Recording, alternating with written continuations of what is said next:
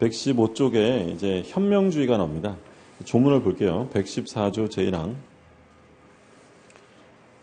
대리인이 그 권한 내에서 본인을 위한 것임을 표시한 의사표시는 직접 본인에게 대하여 효력이 생긴다.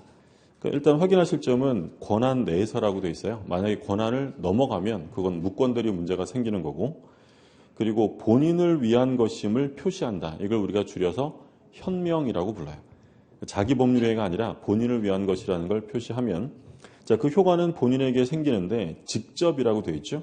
그러니까 일단 대리인에게 갔다 가는 게 아니라 바로 귀속이 된다. 그래서 우리가 보는 대리는 간접 대리가 아니라 직접 대리다라는 거고요. 자, 이 항을 보시면 전항의 규정은 대리인에게 대한 제3자의 의사표시에 준용한다. 그러면 이 항은 의사표시를 한 사람이 대리인이에요? 제3자예요? 자, 이거 이제 우리 국어 공부를 해보면 대리인에게 대한 제3자의 의사표시라고 되어 있어요. 누가 한 거예요? 제3자가 대리인에게 했다고 되어 있잖아요.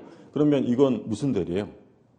대리인이 하는 게 아니라 받는 거니까 수동대리. 이 항은 지금 수동대리를 얘기하는 거예요. 그러니까 수동대리의 경우에도 성질이 허용되는 범위 내에서는 1항의 능동대리 규정을 그대로 준용해서 직접 본인에게 효과가 생긴다라는 거죠.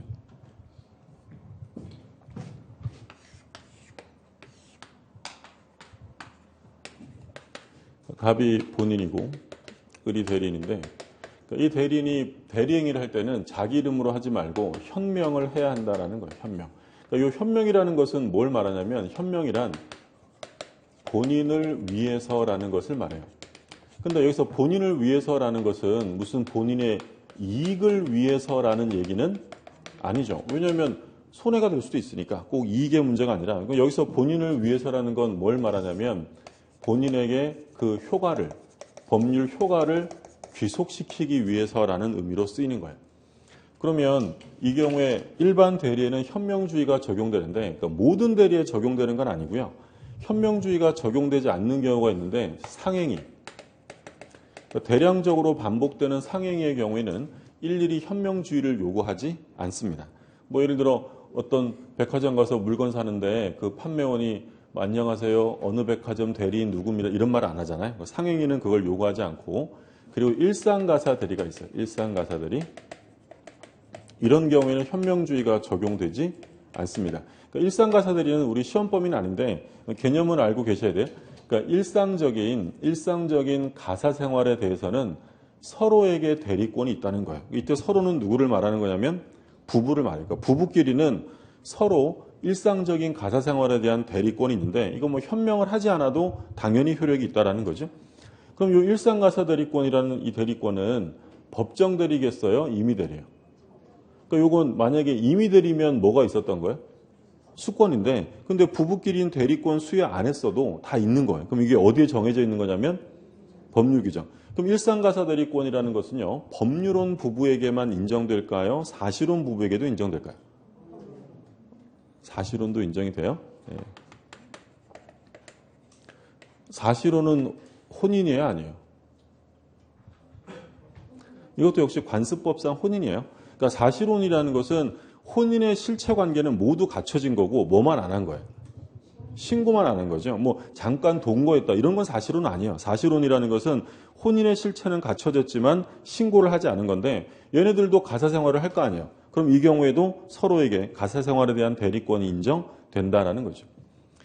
물론 이제 뭐 부부라고 하면 기본적으로는 법률혼을 기본으로 해요. 사실혼 부부는 상속권이 있어요, 없어요? 그런 거 없어요, 그렇죠? 법에서 보호해주는 대상이 들어가지 않는데 사실상으로 혼인관계에 있기 때문에 일상가사 대리권은 인정이 되고요. 그리고 현명을 할 때 방식의 제한이 있느냐, 그런 거 없어요. 우린 다 분료식이죠. 가족법상 행위 빼고는 전부 다 분료식이다. 그러니까 보통은 현명을 할 때 어떻게 하냐면 나는 갑의 대리인 을입니다. 갑 대리인 을 이렇게 하는 게 보통이죠. 도장 찍는 게. 근데 꼭 이렇게 해야 되는 게 아니라 뭐 구두로 말로 해도 되고요. 방식에는 제한이 없다. 그래서 우리 판례는 뭐라고 하냐면 상대방이 이자가 대리인임을 인식할 수 있을 정도면 충분하다라고 봐요. 그럼 만약에 이 대리인이 계약서에 자기 이름만 적었어요. 계약서에 자기 이름만 적으면 이건 누구의 법률행위냐면 자기의 법률행위예요. 근데 계약서에 자기 이름만 적었지만 계약을 할 때 본인이 작성해 준 위임장을 제시하고 자기 이름만 적었대요. 그러면 이건 대리인 자신의 법률행위예요? 대리행위로 인정이 된다는 거예요. 인정된다라는 게 판례. 위임장 제시했던 사건이고. 근데 이런 것도 안 하고요. 위임장 제시도 안 하고 꼴랑 자기 이름만 적었다. 그럼 이건 어쩔 수 없이 누구의 법률행위냐면 대리인 자신의 법률행위로 봅니다. 조문을 좀 볼게요. 일단 그 115쪽의 밑에 체크 플러스 있죠? 거기 첫 번째 점에 별표 하나 해주세요. 파란 글씨에 뭐라고 되어 있냐면 매매 위임장을 제시하고 매매 계약을 체결했다. 그럼 이건 뭘로 인정해 주는 거냐면 대리행위로 인정이 돼요. 다음 페이지에 보시면 첫째 줄 마지막에 뭐라고 되어 있냐면 타인물을 매매한 것이라고 볼 수 없다. 그러니까 타인물 매매가 아니라 대리행위로 인정이 된다. 그러니까 타인물 매매라는 건 뭐냐면 남의 것을 자기 이름으로 팔아먹는 게 타인물의 매매예요. 근데 이건 타인물의 매매가 아니라 대리행위가 된다라는 거죠. 자, 그럼 115조를 볼게요. 115조.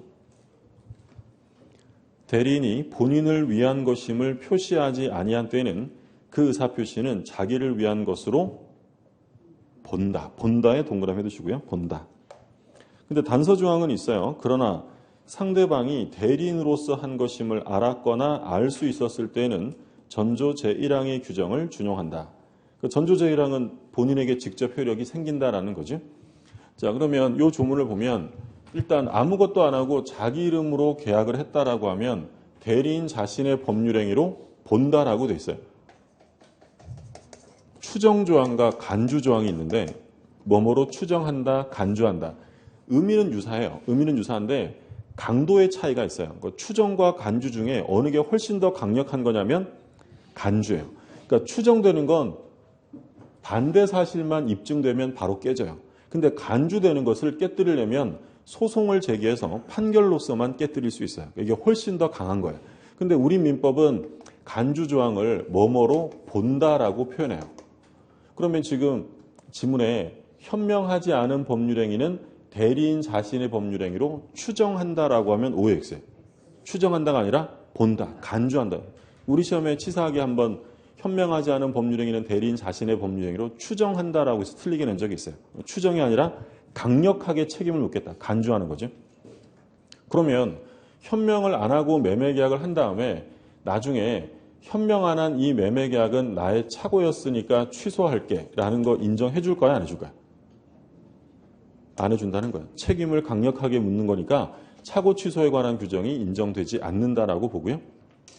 근데 만약에 지문에 현명하지 않은 법률행위는 언제나 대리인 자신의 행위로 본다라고 하면 그 지문도 틀리죠. 조금 전에 우리 단서 조항 읽었는데 현명하지 않았어도 본인에게 효과가 귀속되는 경우가 있었어요. 언제였냐면 상대방이 그렇죠.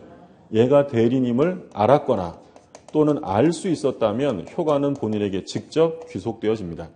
그러니까 얘가 계약을 할 때 의리 계약서에 자기 이름만 적었지만 상대방은 다 알고 있었어요. 저 사람이 대리행위를 한다는 사실을. 또는 알 수 있었다면 그때는 효과가 대리인에게 가는 게 아니라 본인에게 직접 귀속이 된다. 이게 이제 현명과 관련되는 거예요. 조금 보셨고. 그래서 그 동그라미 2번에 예외 있죠. 예외. 가운데 뭐라고 되냐면 상대방이 대리인으로서 한 것임을 알았거나 알 수 있었을 때에는 그 의사표시는 대리행위로서 효과가 발생한다. 그래서 언제나 대리인 행위로 보는 건 아니다라는 점 주의하시고요. 그 다음에 대리행위의 하자가 있죠. 별표 2개 해두시고요.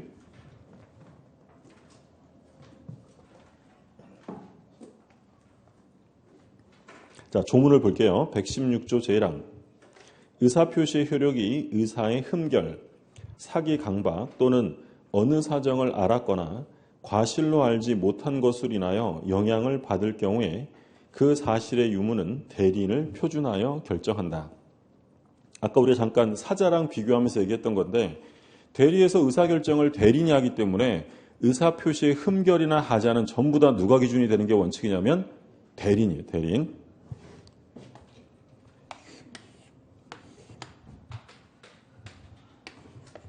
갑이 본인이고 을이 대리인이고 병이 상대방인데 이 매매계약을 대리인이 체결했어요. 근데 이 본인은 착오가 있었고 대리는 착오가 없었답니다. 그러면 이 매매계약을 착오를 이유로 취소할 수 있다는 거예요? 없다는 거예요? 없다는 거죠. 그러니까 본인이 착오했느냐 이건 볼 필요 없는 거고 누구만 보는 거예요? 대리인. 얘가 기준이니까 대리인의 착오가 없었다면 이건 착오 취소가 될 수 없다라는 거고. 그럼 만약에 상대방이 대리인에게 비진이 표시랍니다. 비진이 표시. 자, 그럼 우리 비진이 표시 앞에서 공부했죠? 비진이 표시는 원칙이 효력이 뭐예요? 원칙이 유효. 근데 무효가 되는 경우도 있죠. 언제 무효가 되냐면 진이 아님을 알았거나 알 수 있었으면 무효예요. 그러면 얘가 비진이 표시했다는 것에 대해서 본인은 전혀 몰랐어요. 선의 무과실. 그런데 대리인은 이게 비진이라는 걸 알고 있었어요. 그럼 병은 본인에게 이 의사표시가 무효였음을 주장할 수 있어요? 없어요? 있다는 거예요. 얘는 보는 거 아니죠. 얘는 보는 거 아니고 이건 다 꼬드기는 거고 누구만 보는 거냐면 대리인만 보는 거예요. 그래서 대리인을 기준으로 판단한다는 거고 우리 첫 시간에 공부한 게 이거 있었어요. 갑이을하고 매매계약을 합니다. 근데 매매대금을 받은 갑이 병에게 이중으로 매매하고 제2매수인에게 등기를 넘겨줬다. 그럼 이중매매죠. 그럼 이중매매면 원칙이 유효예요? 무효예요? 원칙은 유효. 근데 어떤 말이 나오면 반사회적 무효라고 했냐면 그렇죠. 이 배신행위에 얘가 적극 가담을 했다면 사회질서 위반으로 무효가 돼요. 근데 이 사건에서 문제가 된 건 뭐였냐면 이 병이 대리인이었던 거예요. 대리인. 그리고 정이라는 사람이 본인이고요. 그래서 정의 대리인 병이 이중매매 적극 가담을 했는데 본인은 그 사실을 전혀 모르고 있었대요. 본인은 전혀 몰랐는데 대리인이 적극 가담해서 이중매매를 했다. 그러면 이건 유효일까요? 무효일까요? 무효죠. 본인이 선이냐 이건 볼 필요 없는 거고요. 누구만 보는 거예요. 대리인이 적극 가담했다면 이건 사회질서 위반으로 무효가 돼요. 정리되죠? 다 누가 기준이면 돼요. 대리인. 하나 더 보면 병이 부동산을 이 대리인에게 팔았는데 이 부동산에 하자가 있어요. 그러면 우리 나중에 또 공부하겠지만 매도인은 매수인에게 완전한 권리, 완전한 물건을 이전해 줘야 되고요. 하자 있는 물건을 팔았다면 책임을 져야 돼요. 그런 책임을 우리 뭐라고 부르냐면 담보 책임. 앞에서 몇 번 나왔던 얘기죠. 근데 이 담보 책임을 물으려면 매매계약 할 때 매수인이 하자가 있다는 사실을 전혀 몰랐어야 돼요. 하자가 있다는 걸 뻔히 알았거나 알 수 있었다면 거기에 대한 책임을 못 묻는 거예요. 근데 문제는 이게 하자 있다는 사실을 본인은 알고 있는 지혜 상태였고요. 대리는 부지의 상태였어요. 그러면 본인은 담보 책임 물을 수 있어요? 없어요? 물을 수 있는 거죠. 얘는 보는 거 아니에요. 얘가 알았는지는 문제되는 게 아니라 누구만 본다고요. 대리인이 몰랐다면 담보 책임을 물을 수 있어요. 물론 얘를 기준으로 하지만 그 효과는 다 누구한테 가요? 본인에 가니까 당연히 책임을 묻는 사람은 대리인이 아니라 누가 묻는 거냐면 본인이 묻는 거죠. 아까 말씀드렸던 것처럼 착오가 있어서 취소한다. 취소는 대리인이에요? 본인이 하는 거예요? 본인이 하는 거고 아까 해제도 누가 한다고요? 본인. 대리인이 해제 취소하려면 별도 수권이 있어야 한다라고 했죠. 그래서 지금 보신 것처럼 전부 다 누가 기준이냐면 대리인 기준이에요. 그래서 이제 우리 시험에 잘 나오는 게 지난주에 공부한 것 중에 불공정 행위가 있었죠. 불공정 행위에서는 본인 기준이 하나 있었어요. 뭐 있었냐면 궁박. 그러니까 경솔무경험은 대리인 기준인데 궁박은 누가 기준이냐면 본인 기준. 그래서 궁박이 본인 기준이라는 건 시험에 자주 나올 수밖에 없고요. 자, 그러면 2항을 볼게요. 2항. 예외가 나오는데 특정한 법률 행위를 위임한 경우에 대리인이 본인의 지시에 따라 그 행위를 한 때에는 본인은 자기가 안 사정 또는 과실로 인하여 알지 못한 사정에 관하여 대리인의 부지를 주장하지 못한다. 그러면 1항과의 차이점은 2항은 첫 단어가 처음에 가운데에 어떤 단어가 들어갔냐면 본인의 지시에 동그라미 해두시고요. 그러니까 이건 대리인이 스스로 의사를 결정한 것이 아니라 본인의 지시에 따라서 한 거예요. 그러면 본인이 지시해놓고 우리 대리는 그거 몰랐네 라고 주장할 수는 없다. 그러니까 이 얘기죠. 지금 이 부동산에 하자가 있다는 걸 본인은 뻔히 알고 있어요. 아무것도 모르는 대리인에게 지시를 내리는 거죠. 야, 대리인, 너는 묻지 말고 가서 병이 팔고 있는 거 사와 라고 해서 얘가 아무것도 모르고 샀어요? 그럼 얘가 나중에 나는 알았지만 우리 대리는 몰랐으니까 네가 책임져라. 이렇게 할 수는 없다는 거예요. 그럼 결론은 본인이 지시했다, 지시를 내렸다 이런 말이 안 나오면 누가 기준이라고요? 대리인 기준이라고요. 시건 설명했더니 마지막에 가서 다시 본인이 지시했다 이런 말이 없어요. 이런 말이 없으면 무조건 누구를 본다고요? 대리인 기준이에요. 근데 그 중에서 본인 기준이 하나 있었어요? 뭐 있어요? 궁박. 불공정행위에서 궁박은 본인을 기준으로 한다라고 했고요. 오른쪽에 체크 플러스 있죠? 체크 플러스 박스에 별표 하나 해두시고 첫 번째 제목이 뭐냐면 반사회적 법률행위인지 여부에 관한 판단의 기준이 되는 자. 누구라고 그러냐면 대리인이죠. 그래서 첫째 줄에 대리인이 본인을 대리하여 매매계약을 체결함에 있어서 매매대상 토지에 관한 정한의 사정을 잘 알고 뭐 했어요?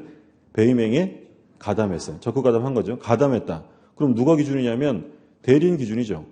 그러면 넷째 줄에 설사 본인이 미리 그러한 사정을 몰랐거나 반사회성을 야기한 것이 아니라 할지라도 매매계약이 가지는 사회질서에 반하는 장애 사유가 부정되는 건 아니다. 그러니까 대리인이 적극 가담했다면 본인이 몰랐어도 반사회적 무효도. 두 번째 판례 볼게요. 대리 행위에서의 하자 유무는 대리인을 기준으로 하므로 대리인에게 착오가 없는 경우 본인의 착오가 있더라도 취소할 수 없다. 그러니까 여기서도 역시 누구를 기준으로 한다는 거냐면 대리인. 본인의 착오는 신경 쓸 거 없고 대리인에게 착오가 없다라고 돼 있으면 이건 취소해가 될 수 없는 것이죠. 자, 그 다음에 대리권의 남용 나오죠. 별표 하나 해두시고요. 한 장 넘겨보세요. 괄호 2번에 비진이 표시 단서 유추 적용 거기에 줄 거두시면 돼요.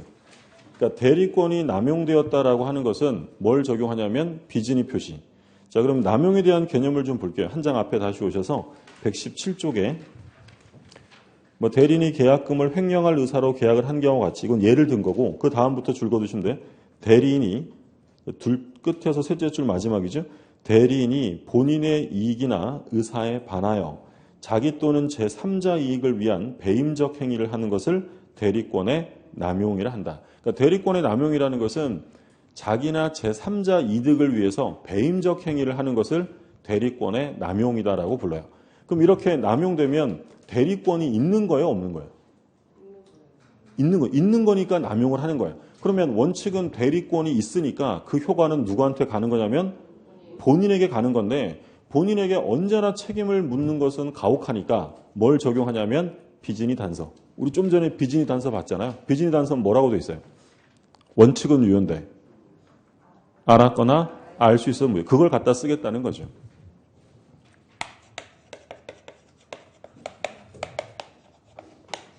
대리권이 남용되었다 이러면 비진이 표시 단서가 유추 적용됩니다.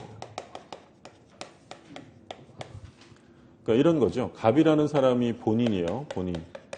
예를 들어서 그리고 이제 이 의리하는 사람이 대리인.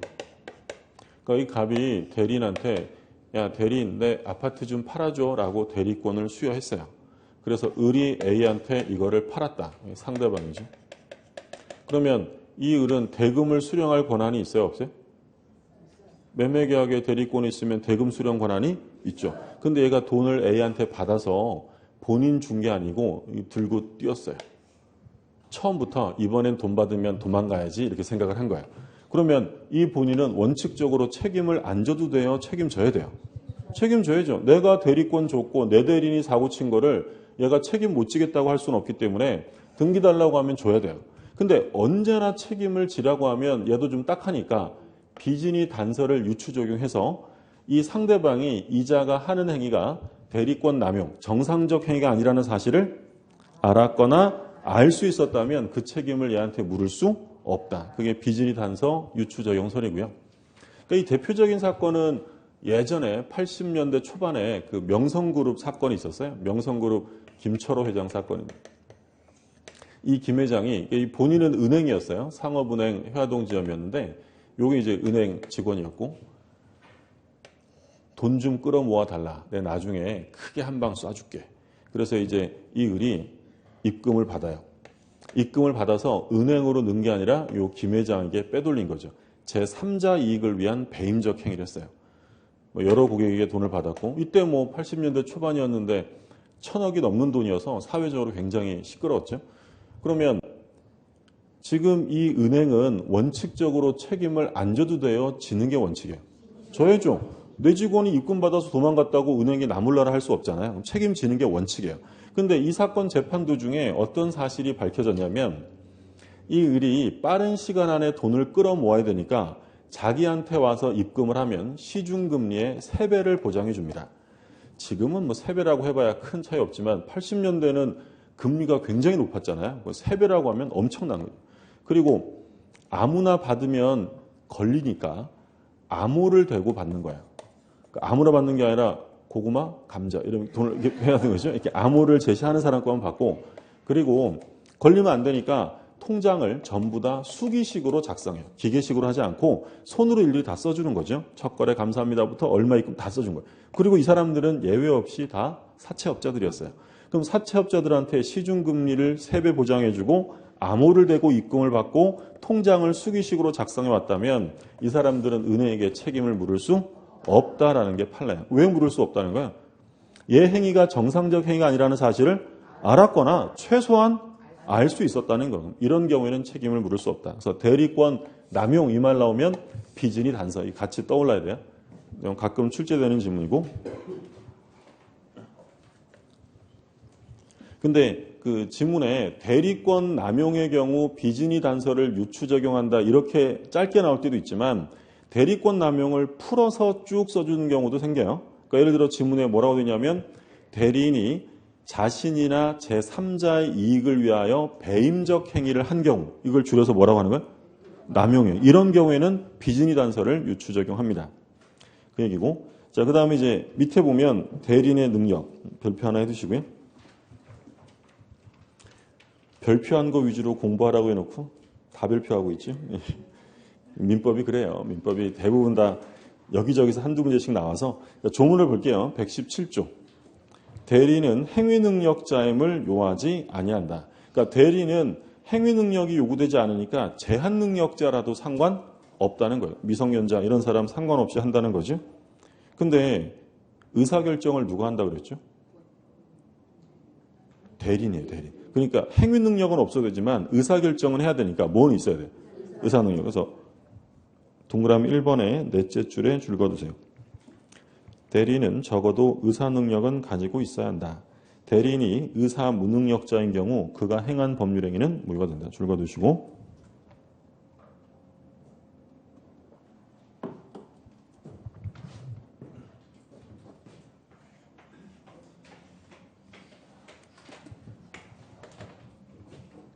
갑이 본인이고요.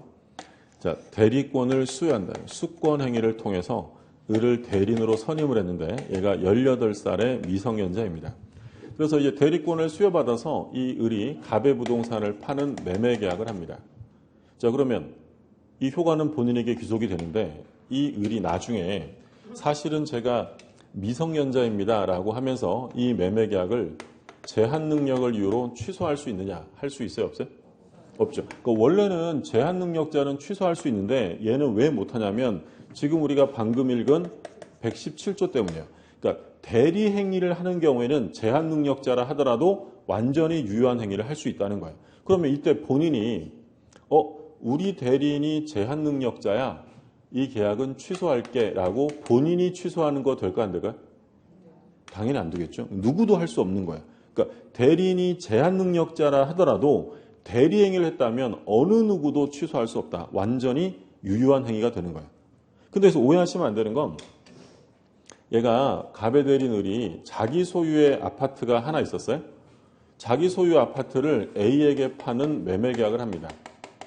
그럼 미성년자 갑의 대리인 을이 자기 아파트를 파는 매매 계약을 했다면 이 매매 계약은 제한 능력을 이유로 취소할 수 있어요? 없어요? 있죠. 그럼 얘랑 차이점을 보면 이 취소가 된다는 건 어떤 지위에서 한 거냐? 대리인으로 한 거예요? 자기 법률행위. 자기 법률행위를 했다면 일반 원칙에 따라 취소가 돼요. 근데 자기 법률행위가 아니라 대리 행위를 해준 것이면 117조에 따라서 취소될 수 없다는 거예요. 구별되셨죠? 자, 그럼 하나만 더 볼게요. 그러면 이 갑이 을하고 대리권을 수여하기 전에 위임 계약을 합니다. 이걸 아까 우리 원인된 법률관계라고 했죠. 그러니까 위임 계약을 하고 이걸 원인으로 대리권이 수여가 됩니다. 그러면 이 미성년자 대리인 을은 요 위임 계약이 제한 능력을 이유로 취소할 수 있느냐? 할 수 있을까요? 없을까요? 그러니까 이거 뭘 구별하시면 되냐면 이게 대리행위를 해준 거면 취소 안 되는 거고 자기 스스로의 법률행위를 한 거면 원칙에 따라 취소가 돼요. 취소돼야 안 돼? 되겠죠. 요 위임계약은 대리행위를 한 거예요. 자기의 법률행위. 자기 법률행위니까 일반 원칙에 따라 취소가 되는데 대리행위를 한 것은 취소될 수 없다라는 거예요. 여기 이제 대리인의 능력이에요. 그러면 본인은 요 갑이겠죠. 본인은 의사 능력이 있어야 될까요? 없어야 될까요? 본인. 의사결정 누가 하죠? 대리인이 한다 그랬어요? 그러면 본인은 의사 능력이 있어야 될까요? 없어야 될까요? 없어도 돼요. 본인은 그냥 뭐만 있으면 되냐면 권리 능력만 있으면 돼요. 사람이면 되는 거죠. 자, 우리 능력하면 권리 능력 받고 그 다음에 의사 능력, 그 다음에 행위 능력 이렇게 받잖아요. 그럼 대리는 뭐가 필요 없다고요? 행위 능력. 그럼 뭐는 있어야 되고? 의사 능력은 있어야 돼요. 의사결정해야 되니까. 근데 본인은 의사결정 안 하잖아요. 대리인이 할 거니까 모두 필요 없다고. 그럼 뭐만 있으면 돼요? 결국 권리 능력이라는 건 사람이면 누구나 갖는 거잖아요. 그럼 사람이기만 하면 본인이 될 수 있다. 그러니까 예를 들어서 2살 먹은 아이가 있어요. 2살 먹은 아이가 부동산 소유자가 될 수 있어요? 없어요? 있죠. 그럼 지가 직접 매매 계약을 했을 리는 없잖아요. 그럼 누가 해준 거라고 그랬어요? 부모가, 친권자가 한 거죠. 그럼 부모는 뭐예요? 법정 대리인이고 2살 먹은 애는 효과를 귀속받는 본인이라는 거예요. 그러니까 의사 능력이 없어도 사람이면 뭐가 될 수 있다고요? 본인이 될 수 있다라는 거고. 그럼 모든 효과는 다 누구한테 간다고 했냐면 본인에게 가요. 그럼 예를 들어서 이 대리인과 상대방이 매매 계약을 했는데 대금을 지급을 했는데 등기를 안 줘요. 그럼 계약을 해지할 수 있잖아요. 그럼 해지하면 줬던 대금 돌려받아야죠. 그 대금 달라는 걸 본인에게 달라고 해야 돼요? 대리인에게 달라고 해야 돼요? 본인에게. 왜냐하면 모든 효과가 누구한테 가니까. 그러니까 손해배상도 누구한테 청구하는 거예요? 얘한테 해야지 대리인에게 할 것은 아니다. 그러니까 효과는 전부 다 본인에게 귀속되어지는 거고요. 자, 교재를 보면 118쪽에 맨 밑에 동그라미 2번 줄거두세요. 제한 능력자인 대리인이 상대방과 한 대리행위도 완전한 대리행위이므로 본인이나 대리인은 제한 능력을 이유로 취소할 수 없다. 그러니까 제한 능력자가 해도 대리행위는 얼마든지 할 수 있기 때문에 누구도 취소할 수 없다는 거예요. 근데 이제 오른쪽에 표가 나오죠. 동그라미 1번 줄거두세요. 대리인이 행한 의사표시 효과는 모두 직접 본인에게 귀속한다. 그래서 셋째 줄 마지막에 줄거두시면 계약상 채무의 불이행을 이유로 계약이 상대방 당사자에 의하여 유효하게 해제되었다면 해제로 인한 원상회복 의무는 당연히 누가 부담한다고요? 대리인이에요? 본인이요? 본인, 효과는 다 본인. 대리인이 아니라 당사자인 본인이 부담한다고 이거 줄거두시고 문제 좀 볼게요. 맨 위에. 이건 우리 기출문제죠. 갑은 자신의 X토지를 매도하기 위해 을에게 대리권을 수여하였고 을은 갑을 위한 것임을 표시하고 X토지에 대하여 병과 매매계약을 체결하였다. 틀린 것입니다. 1번. 을은 특별한 사정이 없는 한 병으로부터 매매계약에 따른 중도금이나 잔금을 수령할 수 있다. OX? 맞죠. 대금 수령 권한이 있다고 했어요. 2번. 병이 매매계약을 적법하게 해지한 경우 병은 을에게 손해배상을 청구할 수 있다. 누구한테 해야 돼요? 갑에게 해야죠. 본인에게 해야지 을에게 하는 게 아니죠. 정답 2번이고 3번. 병의 채무불이행이 있는 경우 을은 특별한 사정이 없는 한 계약을 해지할 수 없다. 병이 의무를 위반했어요. 해제를 누가 한다고 그랬죠? 모든 효과가 갑에게 가는 거죠. 본인에게. 갑이 해야죠. 을은 해제할 수 없고 해제하려면 별도 수권이 있어야 한다. 그래서 아까 우리 판례 뭐 봤냐면 매매계약의 대리권이 수여되었다 하더라도 체결된 계약을 해제할 권한은 없다는 거예요. 그래서 을은 해제할 권한이 없습니다. 그래서 누가 해야 되냐면 갑이 해야 되는 거고요. 4번.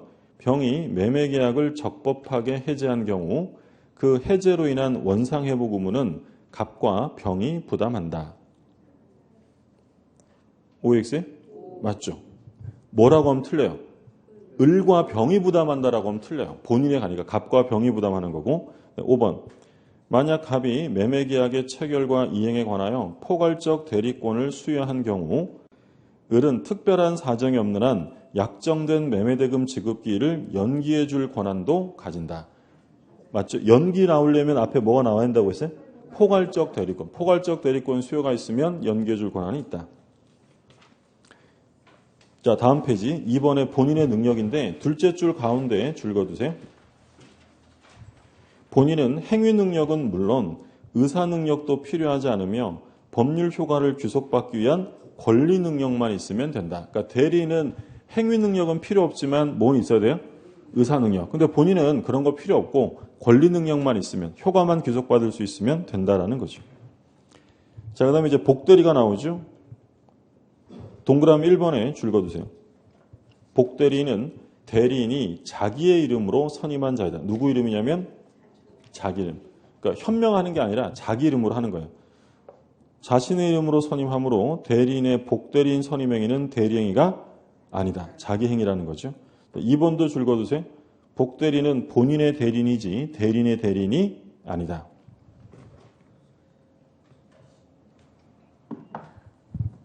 자, 복대리가 나와요. 복대리.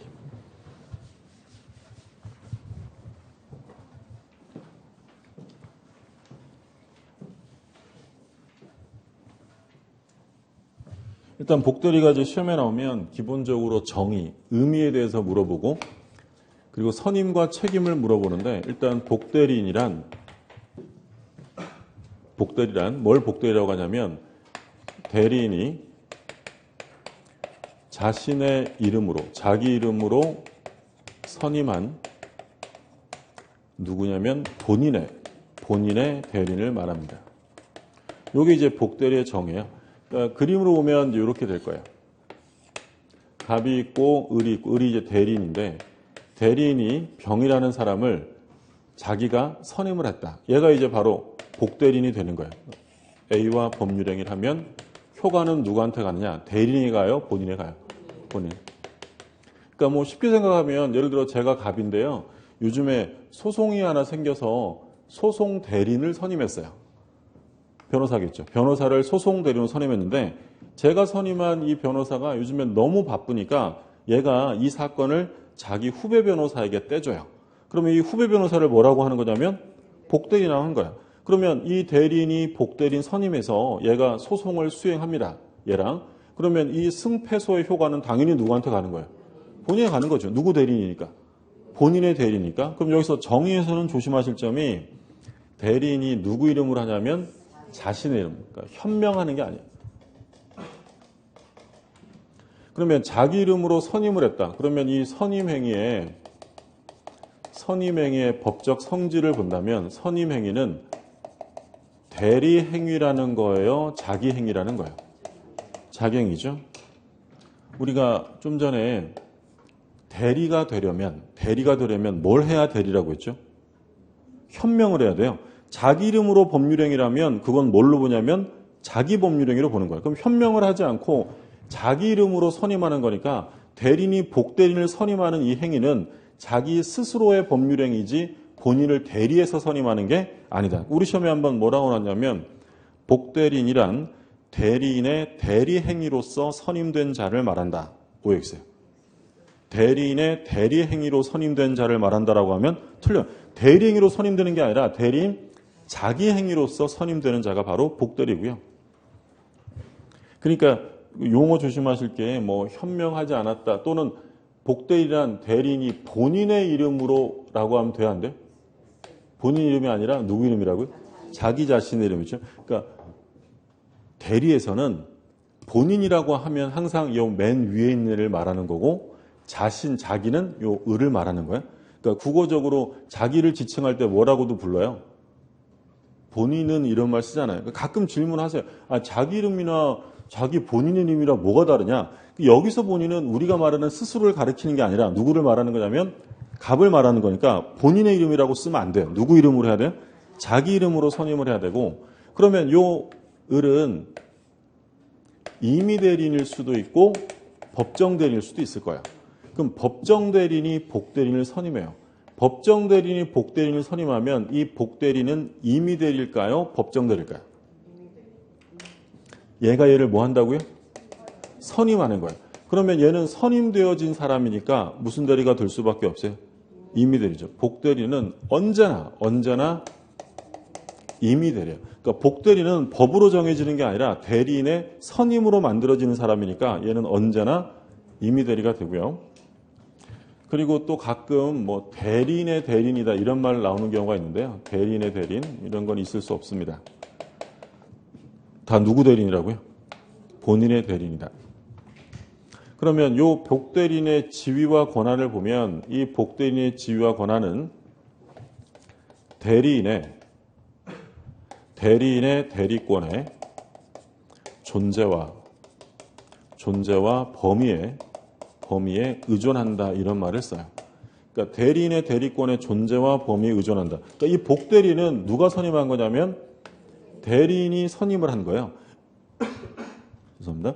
그러면 이 사람은 절대로 대리권을 넘어설 수가 없죠. 말 그대로 태생적 한계예요. 여기서 태어났으니까 얘를 뛰어넘을 수 없는 건데 존재에 의존한다는 것은 대리권이 소멸하면 복대리권도 소멸한다. 이게 존재에 의존하는 거고요. 범위에 의존한다는 건 대리권의 범위가 한번 정해지면 복대리는 절대로 이 권한을 넘어설 수가 없다는 거예요. 범위에도 의존한다. 이게 존재와 범위에 의존한다라는 얘기죠. 자, 그러면 이제 개념을 봤고요. 조문을 좀 볼게요. 120쪽부터 봅니다. 자, 조문을 볼게요. 120쪽. 페이지와 조문이 같아서 120쪽에 120조를 보면 대리권이 법률 행위에 의하여 부여된 경우. 일단 그럼 임의 대리요, 법정 대리요? 법률 행위니까 임의 대리하고 혼동하시면 안 돼요. 법정 대리는 법률 행위가 아니라 뭘로 만들어진다고요? 법률 규정. 법률 행위에 의하여 부여된 경우에는 대리인은 본인의 승낙이 있거나 부득이한 사유가 있는 때가 아니면 복대리인을 선임하지 못한다. 그러니까 원래 임의 대리는 복대리인 선임할 수 없어요. 언제만 할 수 있냐면 승낙이나 부득이한 사유가 있어야 되고요. 그러면 선임을 했으면 책임의 문제가 생깁니다. 121조 제1항.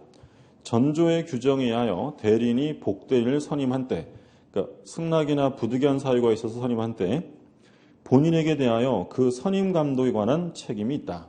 선임 감독을 게을리했다면 책임지라는 거고요. 2항. 대리인이 본인의 지명에 의하여 본인을 선임한 경우에는 그 부적임 또는 불성실함을 알고 본인에 대한 통지나 그 해임을 태만한 때가 아니면 책임이 없다. 그러니까 본인이 지명해 준 경우에는 원래 책임 안 져도 되는데 부적임 불성실함을 알면서 통지나 해임을 태만히 했으면 책임을 져야 되고요. 이게 임의 대리예요. 그럼 오른쪽에 121조, 122조가 나오죠. 이번엔 법정 대리예요. 법정 대리는 그 책임으로 복대리인을 선임할 수 있다. 그러니까 법정 대리는 언제든지 복대리인 선임할 수 있어요. 자유롭게. 그럼 언제든지 선임할 수 있다면 책임도 언제든지 져야 돼요. 무과실 책임을 지고요. 자, 단서 조항에 그러나 부득이한 사유로 인한 때는 전조 제1항. 전조 제1항은 선임 감독상 책임으로 경감되어집니다. 자, 한 장 넘겨오면 그걸 정리한 표가 있어요. 그 표에 별표 2개 해두시고요. 이 표는 정확하게 알고 계셔야 됩니다. 자, 그러면 임의 대리와 법정 대리를 나눌 때 일단 지금 먼저 임의 대리가 나왔어요. 그러니까 요 임의 대리는 원칙은 복대리인을 선임할 수가 없다라고 되어 있어요. 선임할 수 없다. 근데 예외적으로 본인의 승낙 또는 부득이한 사유가 있으면 선임할 수 있다.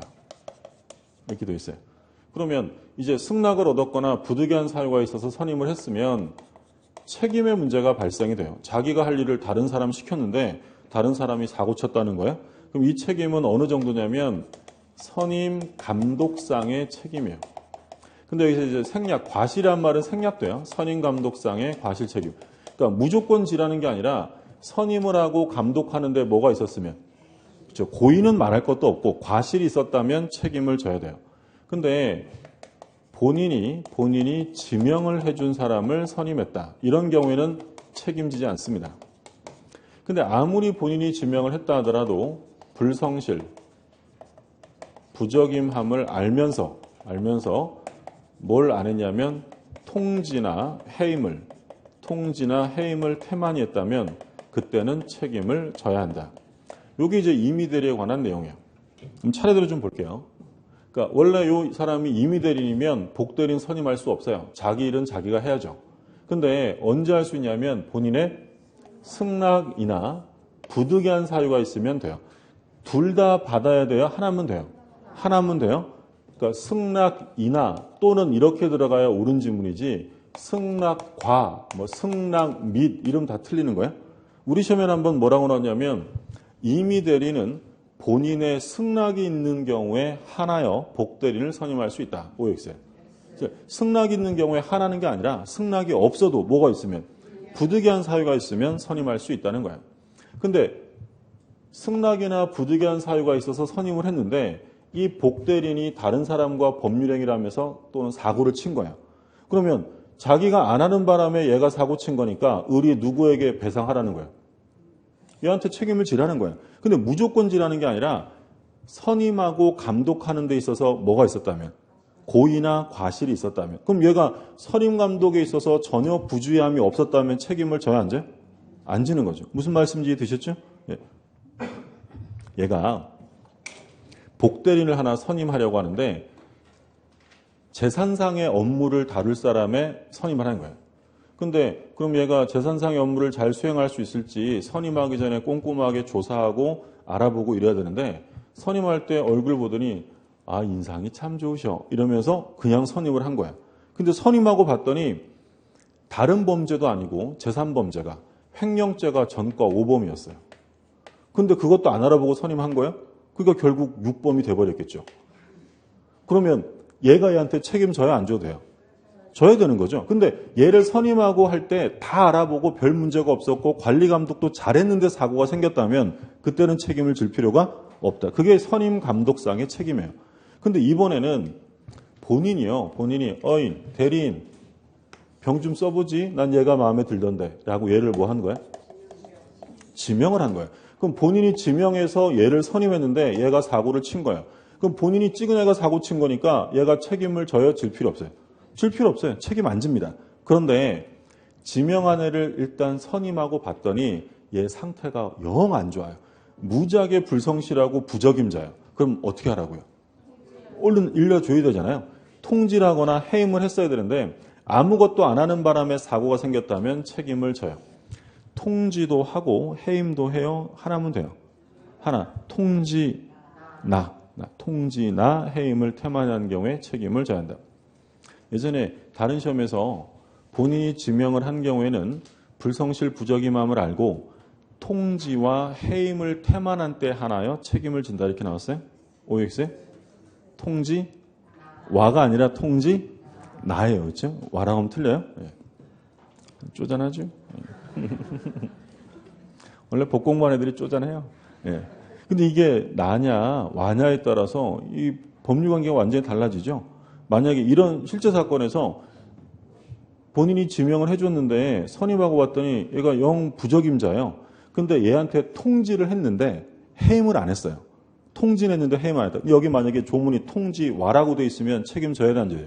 져야 돼요. 근데 이게 통지 나라고 돼 있으면 책임을 질 필요가 없는 거죠. 그러니까 이건 당연히 정확하게 구별해야 돼요. 둘 다 하라는 게 아니라 통지를 하거나 아니면 해임을 했어야 한다. 그럼 여기서 알 수 있는 건 대리인은 복대리인에 대한 감독 권한이 있어요, 없어요? 있죠. 감독권이 있으니까 감독상의 책임을 지라는 거죠. 감독 권한이 있고. 그러면 대리인은 복대리인을 해임할 수 있어요, 없어요? 해임을 태만히 할 때 책임을 지라는 얘기는 해임할 수 있다. 해임권이 있다는 거죠. 만약에 지문에 본인이 지명한 복대리인에 대해서는 임의대리인이 해지할 수, 해임할 수 없다라고 하면 OX에 틀리다는 거죠. 해임권이 있다. 그러니까 이게 지금 다 무슨 대리냐면 임의대리에서 본 거고요. 근데 법정대리는 뭐 워낙 간단해요. 워낙 간단해서 특별히 적을 것도 없는데 법정대리는 복대리인을 자유롭게 자기 책임하에 언제든지 할 수 있어요. 그럼 언제든지 한다면 책임도 어떻게 지라고요?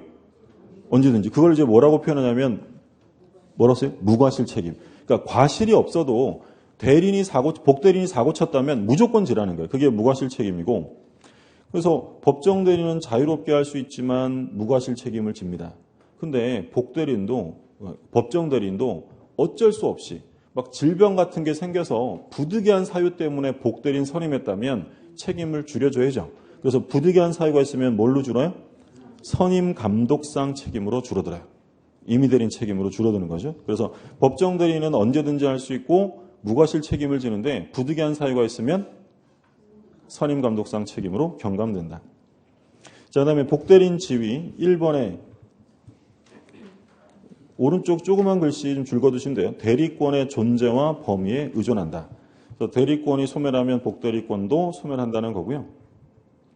괄호 2번에 보면 대리인과 동일한 권리 의무가 있다. 상대방을 대할 때는 당연하죠. 누구 대리인이니까. 본인 대리인이지 대리인 대리인이 아니죠. 그러니까 얘도 이 병도 A랑 법률행위 할 때 얘도 현명을 해야 될 거 아니에요. 그럼 현명할 때 을의 이름을 현명해요? 갑의 이름을 하는 거예요. 당연히 갑의 이름이죠. 왜냐하면 얘는 본인의 대리인이지 대리인의 대리인이 아니다라는 거예요. 그리고 3번 본인에 대한 관계에서 본인에 대하여 대리인과 동일한 내부 관계가 존재한다. 그렇죠? 왜냐하면 얘도 역시 본인의 대리인이니까. 그리고 복대리인도 복임권이 인정될 수 있고, 그러니까 만약에 지문에 이렇게 물어볼 수 있어요. 법정 대리인에 의하여 선임된 복대리는, 그러니까 법정 대리인에 의해서 선임된 복대리는 자기 책임하에 복복대리인을 선임할 수 있다. OX? 다시 말씀드릴게요. 법정 대리인에 의하여 선임된 복대리는 자기 책임하에 복복대리인, 또 다른 복대리인을 선임할 수 있다라고 하면 틀리는 거예요. 무슨 얘기냐면 법정 대리인에 의하여 선임된 복대리인은 임의대리예요, 법정 대리예요. 무조건 임의대리라 그랬잖아요. 그러면 임의대리는 자기 책임하에 복대리인을 선임할 수는 없는 거고, 뭐가 있을 때? 승낙이나 부득이한 사유가 있을 때 복복대리인 선임할 수 있다라고 해야 맞는 거예요. 그래서 복대리인의 법적 성질은 언제나 뭐가 되냐면 임의대리다라는 거죠. 오른쪽에 문제 한번 볼게요. 이번 기출문제죠. 틀린 것입니다. 1번 임의대리는 원칙적으로 복임권이 없다. OX? 없죠. 없고 언제만 있다고요? 승낙이나 부득이한 사유. 그렇죠? 2번 복대리는 그 권한 내에서 대리인을 대리한다. 틀렸죠. 누구를 대리해요? 본인을 대리하죠. 정답은 2번. 3번 대리인이 다수인 경우에 원칙적으로 각자가 본인을 대리한다. 원칙은 각자 대리고 수권행위나 법률 규정으로 정해야 공동대리죠. 4번 대리권의 범위를 정하지 않은 경우 대리인은 보존행위를 할 수 있다. 얼만큼 할 수 있어요? 무제한. 그런데 이용계량 행위는 무제한이 아니라 성질이 변하지 않는 범위고, 그 다음에 5번 제한 능력자인 대리인이 법정 대리인 동의 없이 대리행위를 하더라도 법정 대리인은 그 대리행위를 취소할 수 없다. 제한 능력자가 무슨 행위했다고요? 대리행위했죠. 그러면 어느 누구도 취소할 수 없다. 완전히 유효한 행위가 된다는 거죠. 답은 2번이고 좀 쉬었다가 묵건대를 보시고.